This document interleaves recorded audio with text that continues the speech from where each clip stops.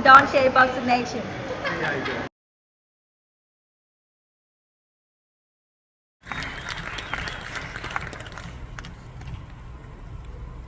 Thank you to the media for being here. I truly believe that the winner of this fight will be the new king of the sport, and I'm happy that you're all here to see it. You know, as someone who spent most of his early life in the ring, I know firsthand what it takes to compete at the highest level. And this is the highest level. I look at Ryan, and I know he's ready. I look at Ryan's team, and they know he's ready. Dante's Boxing Nation, what's going on, guys? So that was just a small clip of Oscar De La Hoya promoting his fighter, Ryan Garcia, at the final press conference the week of the fight. As you can see, he sounded extremely confident that Ryan Garcia was ready and he was going to win this fight and become the king of boxing, as he put it, the face of boxing. So after the fight, Oscar De La Hoya and Bernard Hopkins, they don't show up at the press conference. They leave their fighter hanging, or I should say Oscar leaves his fighter hanging. He's been receiving a lot of backlash from it. In fact, it's not just backlash from fans, but also backlash from his own fighter, Ryan Garcia. Oscar went silent for days until the backlash really got to him, and he finally released a statement and responded to what everyone was saying. And this was his excuse that he used for why he and Bernard Hopkins didn't show up at the press conference. First of all, congratulations to Gervonta Davis. You fought a hell of a fight. My hat's off to you. You had a great game plan, beautiful body shot. Ryan Garcia, we are proud of you. The world is proud of you. You made this fight happen. You wanted this fight, and I'm sure a lot of fighters will learn from you that you're daring to be great. But I do want to clarify why Bernard Hopkins and I weren't at the post-fight press conference. First of all, Bernard Hopkins was accused during the weigh-in of having testosterone cream on his hands and touching Gervonta Davis when he only wanted to help him because he was going to fall off the stage. So PBC, Gervonta's promoter, banned him from everything. He couldn't get inside the ring. He couldn't do anything during the promotion. And so as for myself, my security team told me, boss, we got to get the fuck out of here because I received death threats. You guys don't know this. I received death threats throughout the whole week, and they just said it was simply too dangerous, so we got out of there. And plus, Eric Gomez, who is my president, who was right there, front and center with Ryan Garcia, so there was no issue, no problems. This is all coming from all these PBC minions that are just attacking Ryan, attacking Golden Boy. But it's all good. It's all good. Ryan Garcia made this happen. Tank made this happen. We had a great fight. The best man won. My hat's off to you. And again, Tank Davis, you're a great fighter. Ryan Garcia, I have your back. Bernard has your back. We're with you 1,000%. And you will be back stronger than ever, better than ever. Guaranteed. Thank you. So Bernard Hopkins, he spoke on this before, and Bernard Hopkins, he didn't say anything about death threats. Bernard, he just said it was a circus. He said there was no reason for us to show up because Eric Gomez was there. He's the vice president or whatever of Golden Boy. That was his excuse.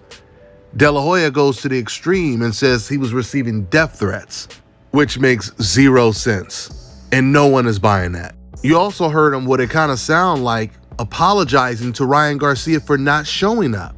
Saying, you know, we got your back, Ryan, and all that kind of stuff. It sounds like Oscar, he understands that Ryan Garcia feels completely disrespected as well that he didn't show up. And clearly this is not something that Oscar told Ryan he was going to do. He didn't call up Ryan and say, hey, man, we're receiving death threats and security is telling me I got to get out of here. He didn't do that. And I'm sure Ryan Garcia is not going to come out and say, oh, guys, don't worry. He had actually told me before he left the arena that, you know, security was rushing him out. That's not going to happen. Then there was the whole excuse that Oscar started to use of Bernard Hopkins, people accusing Bernard of putting cream, testosterone cream, on Gervonta Tank Davis. There was never any proof of that. So it doesn't make any sense. Since when do promoters receive death threats? I mean, Eddie Hearn and his father, they've said some of the most racist stuff on stage and never worried about death threats. Never worried about losing their lives at all. So this is a simple case of Oscar De La Hoya being embarrassed, him being humiliated. Golden Boy has no one on the rise right now. They have nothing to offer DAZN. It might be too late, but the only thing they could really do to try to save that ship from sinking is if they start to do the right thing, which is invest in the best fighters in the world, no matter what their skin color is, which 80% of the time are going to be Black American boxers. You see, this is exactly why HBO went out of business, guys. HBO went out of business. The beginning of the end is when they let Floyd Mayweather sign with Showtime.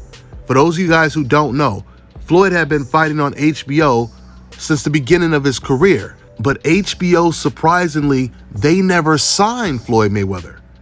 He was working over there as pretty much a free agent on a fight-to-fight basis, basically just being loyal to HBO. So when Showtime offered Floyd Mayweather the biggest deal in boxing history, Floyd, he went to HBO and he told them that Showtime, they've just offered him a big 6 or 7 fight deal to sign with them. HBO said, okay, well, goodbye. They didn't even try to keep Floyd because they felt he didn't have the complexion for the protection. And that was the biggest mistake that HBO Sports ever made, because as soon as Floyd Mayweather left, that ship sunk all the way down to the bottom of the ocean, like it had a 2-ton anchor attached to it. It was amazing how things changed overnight when Floyd Mayweather left HBO, because if you guys remember back in the day watching HBO fights, before the fights would come on, they would show highlights of all their fighters, right? Knockouts and stuff like that, historic moments. And what you would notice is the majority of the fighters would be Black, pound for pound fighters like Andre Ward, Floyd Mayweather, etc., etc. But as soon as Floyd Mayweather left HBO, they start putting up highlights of almost nothing but non-Black fighters like Golovkin and Kovalev. You see, HBO, they looked at it this way, and this is where they miscalculated. HBO said to themselves, if this Black man, Floyd Mayweather, can become the face of boxing, make all of this money, and you have a lot of non-Black fans that don't even like him, imagine if we can get a fighter that's not Black and promote him like he's the new Floyd Mayweather. They thought it was just that easy to do. Why? Because of social media. You constantly see these comments. Golovkin is the next pound for pound. He's this and he's that. People are constantly overrating him, overhyping him. And if you start to listen to that without using your own common sense, you can fall for the hype. And that's what HBO did. HBO, they stopped investing in the Michael Jordans and LeBron James and Kobe Bryants of boxing. They wanted to create their own, but they wanted them to come in a different color. But the problem is the fighters that they chose did not have the talent, the skill of a Floyd Mayweather, an Andre Ward, a Terrence Crawford, which is why their favorite fighters were never as successful as a Terrence Crawford, Errol Spence, Floyd Mayweather. And the list just goes on and on and on. This is why HBO completely went out of business. And this is the reason why Golden Boy Promotions and DAZN is going to go out of business, because they're doing the exact same things. At the end of the day, no matter what race, no matter what color a boxer is, you're supposed to be scouting the best talent. You're not supposed to be going out looking for a particular race just to build your brand. That's all I got for now, guys. I'm on to the next one. All right, now check this out, guys. If you're looking to repair eczema scars, burns and bruises, dark spots and blemishes, the fever blisters, diabetic ulcers, this right here is the perfect product for you guys. It's called LO Deki Face and Body Oil. Athletes and top-ranking boxers, they're also using it after training to reduce swelling, inflammation, and to ease the pain. So get yours today. Go to lodeki.com, like them on Facebook, and follow them on Instagram. Let me tell you guys about Issa Israel Law Firm. It is a full-service legal practice based in Denver, Colorado, an emerging hub for combat sports and high-altitude training. If you're a fighter inside or outside of the ring and you need a law firm you can trust to fight for you, visit thefighterfirm.com or email help@iilawfirm.com. Legal representation is usually limited to plaintiffs or defendants in Colorado, but iFirm can help anyone in the world with trademarking their business name, logos, and U.S. immigration issues. This brother has been my attorney for a while and helped guide me through all kinds of business and civil issues, so make sure you guys go to thefighterfirm.com.